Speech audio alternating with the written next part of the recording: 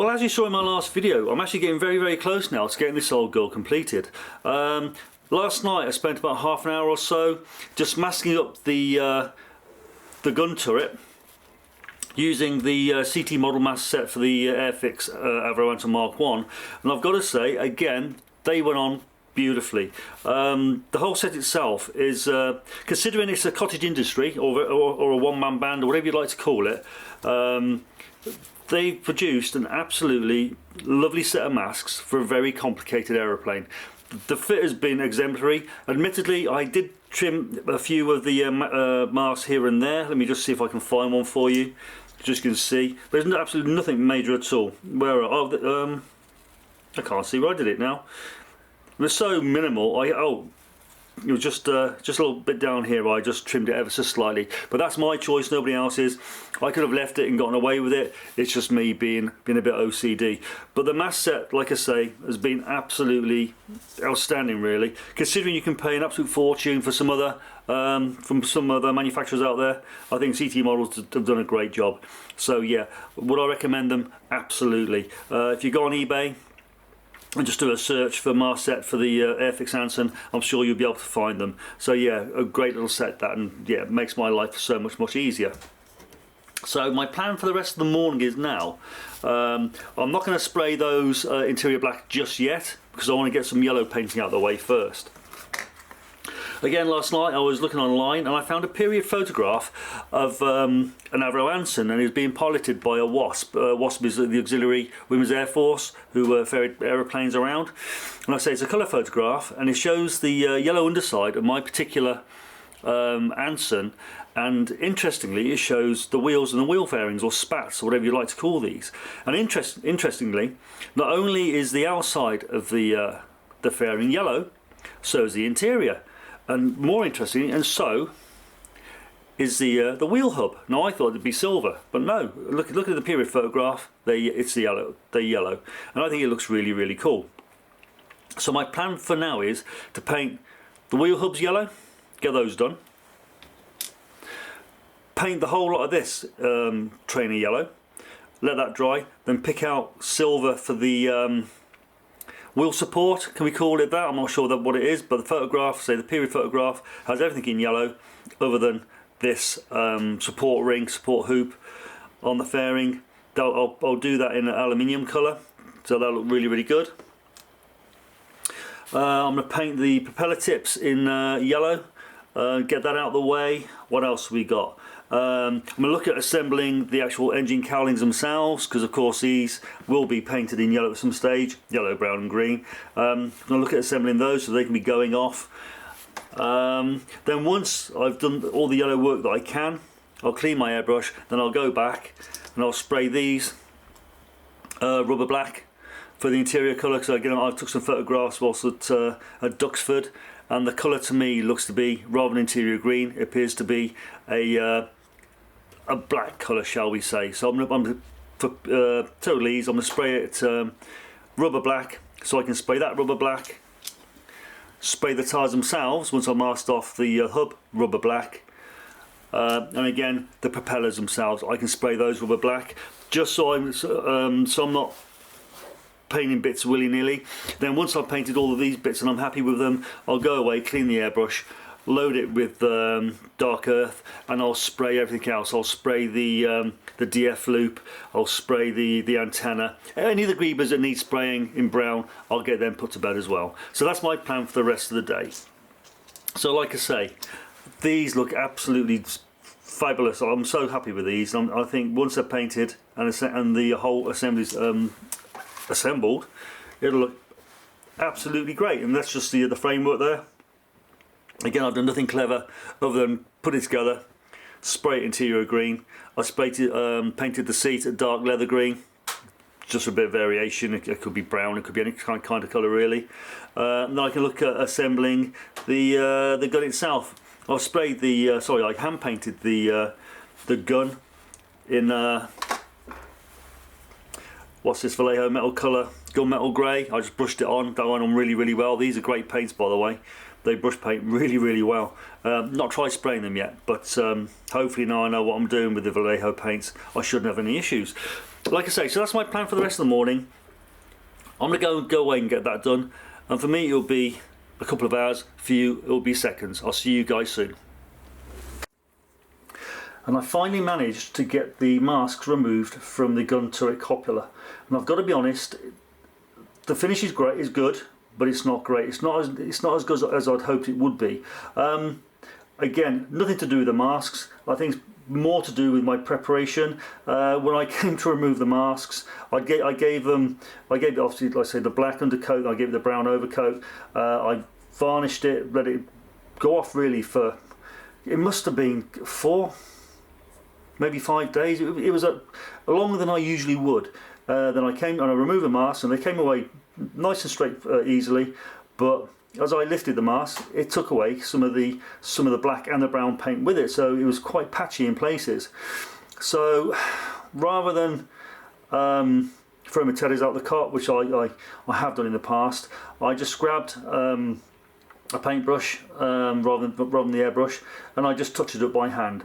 And looking at it, actually it's not as bad as all that. From a distance, I think it'll look absolutely fine. In the model itself, I'm pretty sure it'll look great. I've not put it in the model yet to see what she looks like. I'll do that shortly, and what I'll do is I'll just take a couple of photographs, just insert into the video so you can see her in situ before I move on to the next part of the build. Yeah, it's a complicated little structure. I actually, gluing it together, again, I found quite difficult. I don't know why, I think that morning things were against me and I just struggled. However, it looks great now, and I'm looking forward to getting this model completed.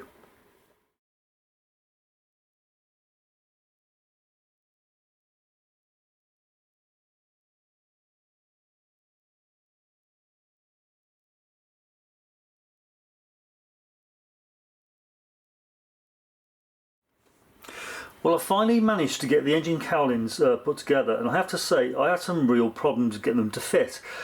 I'm sure it's probably something that I did, but as you can see, the seams themselves on each part of the cowling are humongous. Now I know that the Anson itself is fairly agricultural in the way the thing was put together, but I'm sure if you scaled that seam there up, it'd be about a foot wide. I really struggled. At one point on the interior of the cowling itself, you've got some indentations, and I found that I had to scoop some of the plastic away just to get the cylinder head to fit, so I could actually get the 3 parts put together. Like I said, I'm sure it's something that I did, and now it's together it doesn't look too bad, but I did struggle, and it was probably the worst part of the kit for me so far. Even though now looking at them, they actually look really good. I'm quite chuffed with how they're going to look painted up. I just really struggled with them. Here's the other one, and again, as you can see, it's not particularly pretty. That's a bit of Mr. Surfacer 500 on there just to highlight any areas. And like I say, I don't know. It looked great when it's done, but I did struggle. So my plan now is to get these painted in the RF, in the trainer yellow, sorry, and then the brown and green, and then get them attached to the engines themselves, sorry, to the wings themselves. Let's have a look. That one's there, I think. See how it looks. There we go. This is how it looks on the wing itself. That looks quite cool, quite nice. They look great painted up. Okay, like I said, I struggled with it somewhat, but it's not the end of the world, and it will look nice when it's done. So my plan is now, let's say, get these finished, flat coat the undercarriage, flat coat propellers, finish off all the little greeblies, do some stretch sprue just for the aileron activators. What else have we got to do? Paint the real wheel and tyre, and then really, boys and girls, that's this one finished. I'm really enjoying it, but I will be glad when she's done. So yeah, I'm going to go away and do a bit more work. See you guys shortly. I need to make some actuator rods for the ailerons, and to do that I'm going to use the stretched sprue method. Basically I've just taken some bits of sprue off of the some spare frames I have from the Anson kit, and all you do is basically you're going to melt, or heat up I should say, the plastic until it becomes pliable, and then it literally, what it says, you stretch it. So I'm just got a tea light, so you're starting to go now, and all you do is pull it apart and it breaks. So you do just heat it up, you'll feel it go, and just pull it, and lo and behold, there we go. You get a lovely length of very thin and very even plastic. So what I'll do, I'll just do another one. That turned out quite well. Let me just grab a knife. I'm quite happy with that actually. Where's my knife gone? There it is.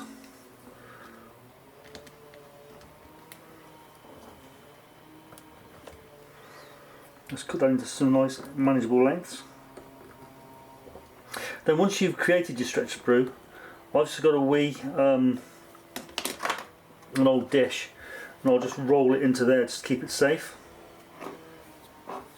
That's perfect thickness for the actuator rods. Well, as you can see, I finally got the prep work done on the engine cowlings. Again, the seams aren't perfect, but they're far, far better than they were. All I did, I just went away, I filled it with some Mr. Surfacer 500, let it dry for a day. Any shrinkage, went over again just to make sure that the surface was as good as I could get it. Lightly sanded over it. And I think now I'm at a stage where I can finally get these painted and put to bed. I'm looking forward to seeing them on the model itself, so I think that they'll look great once painted. And you can also see I've created a mask just to cover the engine internals, and that was very, very simple. I just used a thing, I don't know if you're aware, it's just a thing called a P cutter.